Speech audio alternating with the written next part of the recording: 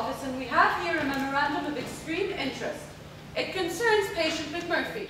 But it's the story is about a character, McMurphy, who enters the hospital after some kind of disturbance that he caused in the real world or the outside world.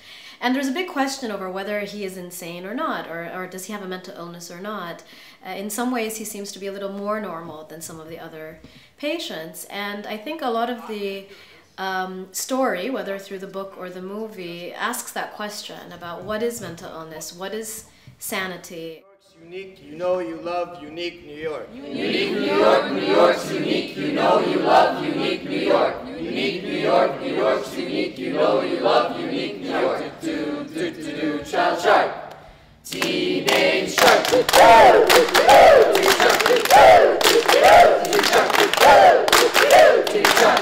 Okay, we have some doors now. This is very exciting, and we've got some of our masking walls. Do be careful when we've got these doors, the glass isn't in, so there are some nails sticking up here. We would hate for anyone to get injured. We also have the shock shock table back there. It doesn't have wheels on it right now, but let's start using that instead of the bed. They're doing really, really well, and I'm really enjoying watching them.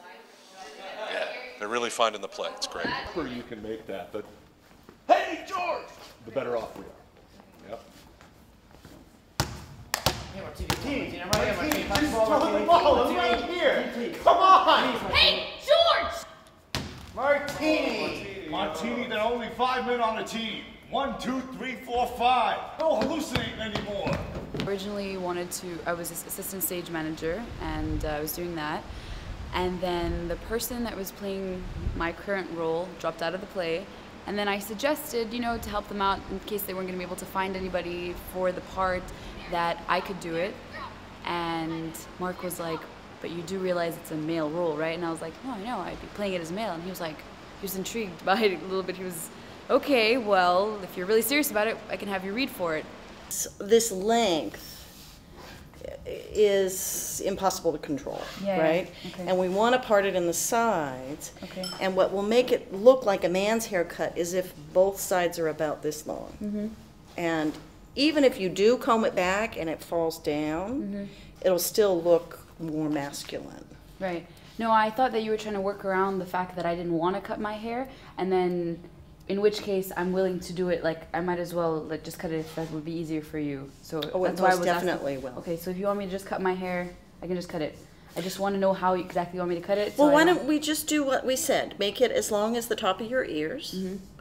And then, let's see. There are only 5 men on the team. 1, 2, 3, 4, 5. The first being that in the hospital there needs to be a sense of a colorless, cold feeling about it, that it is an impersonal world. The only personality or life that we understand is in those aspects of their own individual personalities that the patients are able to preserve. McMurphy is the most alive in the beginning of the play. He brings the most of himself and the outside world into the ward. On the other hand, all of the patients who are already in the hospital have become institutional themselves.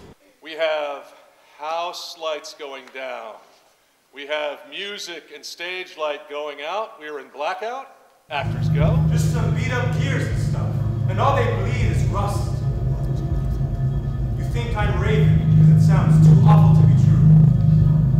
But my God, there's such a lot of things that's true, even if they never really happened.